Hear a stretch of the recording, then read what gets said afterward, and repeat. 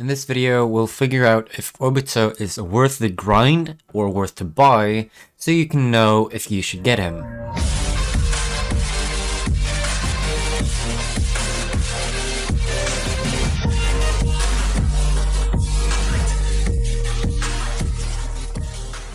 Now, this is, again, coming from a professional standpoint. I'm one of the best players in the game, so it might be a bit different from your situation, but I'll try to set myself into your situation as well. We're going to buy Curse Sage OBITO because, well, I needed to grind for it. Which is why I haven't made the video yet, because I haven't gotten the character yet, so I had to grind for the character. It took a while for me because I just didn't have any motivation. So yeah, let's buy Curse Sage. And so the overview is 6 seconds, 12 seconds, 18 seconds, and 50 seconds, which are kind of bad cooldowns.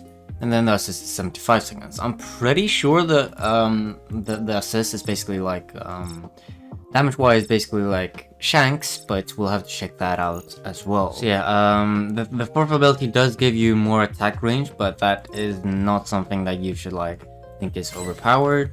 So let's just get vicious really quickly if we can. Yeah, we could. I'm getting low on gems as well. Once I run out of those, I'm gonna be really mad, but yeah. Now keep in mind that my cards are still level 106. I know, I can't level them up yet. I just got enough to buy OBITO, and now I gotta grind for these as well, so I'm sorry, but I can't like upgrade these. I literally can't. Only thing I can do is get new cards, but that would be like really hard to get good substats on, and I've only done like one raid on these. But yeah, I've been playing Shanks raid, so I've done 3 raids basically. But yeah, I'm going to showcase with level 106 cards, so keep in mind that in time challenge I'm literally a level below, so it's going to be really hard. In boss rush as well, raids definitely. Dimensions I'm going to play the old one, the 106 one, so that's fine. But yeah, in general, this is going to be much harder for me to use OBITO because my card levels are 106 instead of level 113. I just wanted to mention that before we get into it. The first ability is a 2-hit combo, which is quite fast and does a lot of damage for its first ability. The second ability also deals a lot of damage, but the cooldown is a bit worse. However, you can actually aim this attack as you want, so you can change the direction of where you're attacking, which is really good, actually. That's really good. The third ability seems like it has big AoE, but it's not that big, and it's a 2-hit combo. It's not that strong for a third move. But yeah, the fourth ability is actually really strong and pretty good AoE. However, it does take a long time for you to use it, which is why, well, it's not as good. But you do get further reach on your M1s. I don't know if that matters that much though. Going to assists, OBITO assist is actually really good. As you can see here, when I use OBITO assist, it is a 30-hit combo, and crits are basically 61,000 per. That's around 1.8 million. Well, here.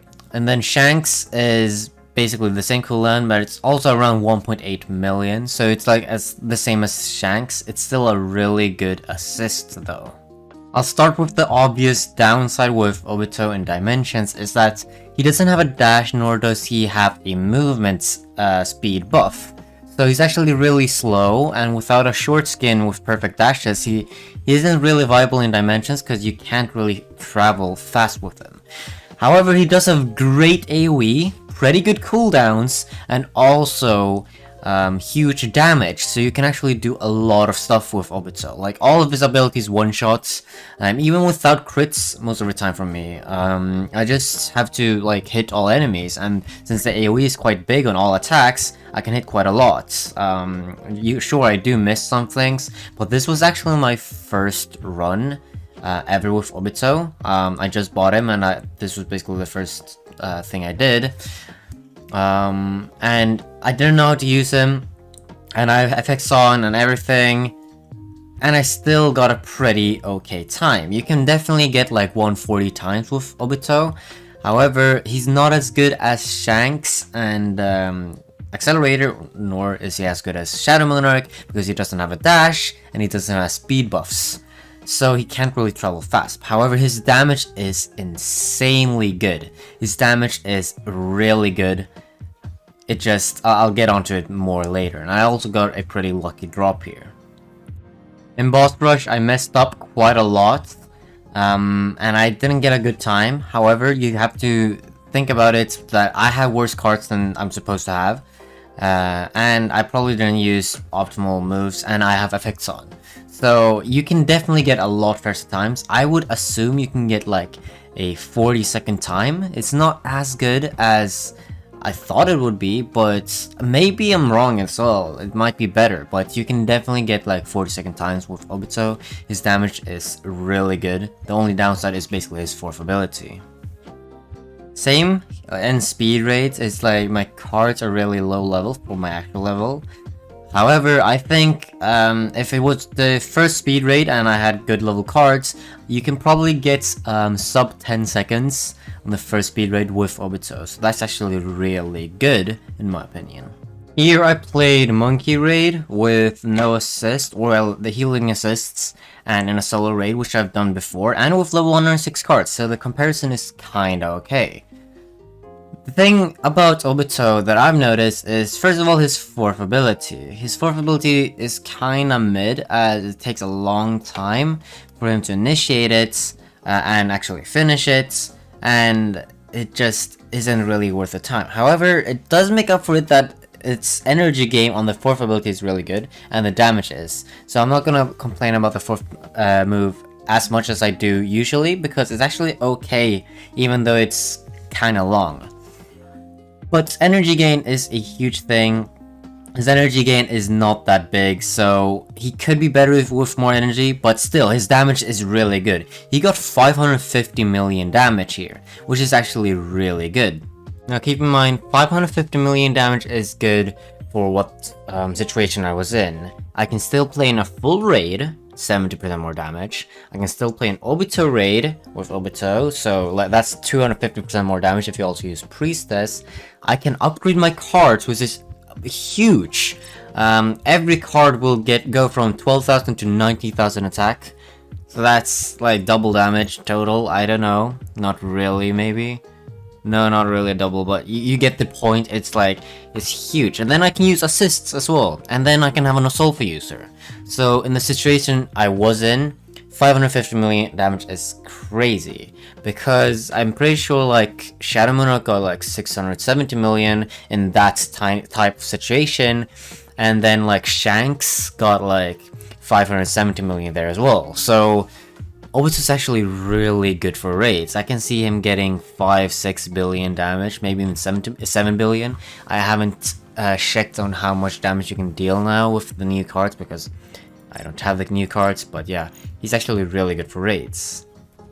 In Time Challenge, it was quite hard because, well, I have 106 cards, and, well, these enemies are meant for level 113, which I've said multiple times, it's getting repetitive. I won't mention it that much more anyway.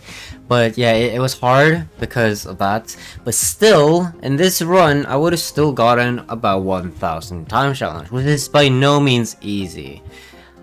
Especially with these levels, because it's just really hard to kill higher level enemies.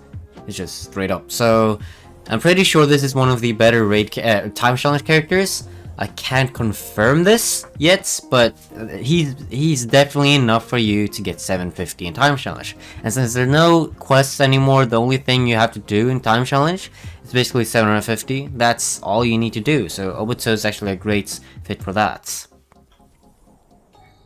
Obito isn't bad at all. The only thing he's lacking is basically energy gain, which still doesn't really matter because his damage is still insanely good, and his movement speed. But if you're playing raid, movement speed does not matter, so he's mainly a raid character instead of a dimension clearer. So he's really good at lower levels and at higher levels. You can buy him at any points. So should you buy Obito? Well, just like every single raid character that is limited, and just in general that you can, I would recommend you dropping the characters, like at least trying to drop these characters with the rare percentage before you buy them. Now, if you have enough tokens, I would actually probably like buy Tengen and then grind for Obito, because Tengen is going away and going to be limited forever on the 19th of September. Obito just came out, so you have time to get him for quite a long time. So in my opinion, you should try to drop all these characters that you can drop. It saves tokens, and even if you need to be lucky, you still save a lot of time in the long run, because if you can get these for free, you can spend it on other stuff that you will need to buy either way. So in my opinion, you should drop him.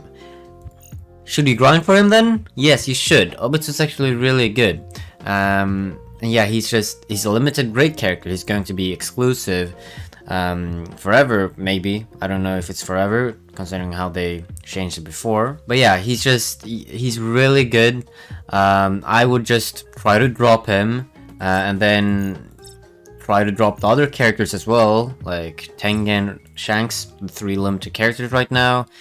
Yeah, try to drop him, and if you want to buy them, it's not really a waste. It's not a smart long-time investment, but it's still not really bad, because he's a good character. If you don't have another good character, Obito is really good. Shanks is also really good, but I don't know who's better between Shanks and Obito. I would assume Shanks right now, of what I've seen, but Obito is by no means bad. Obito is one of the better raid characters that has been released. So if you want to buy him, then do that. And he's actually really good for you and everyone. So yeah, that's basically it for this video. And yeah, maybe buy Obito if you want to, but I'd just recommend you like try and drop him. And maybe try to buy like Tengen, because he's more limited.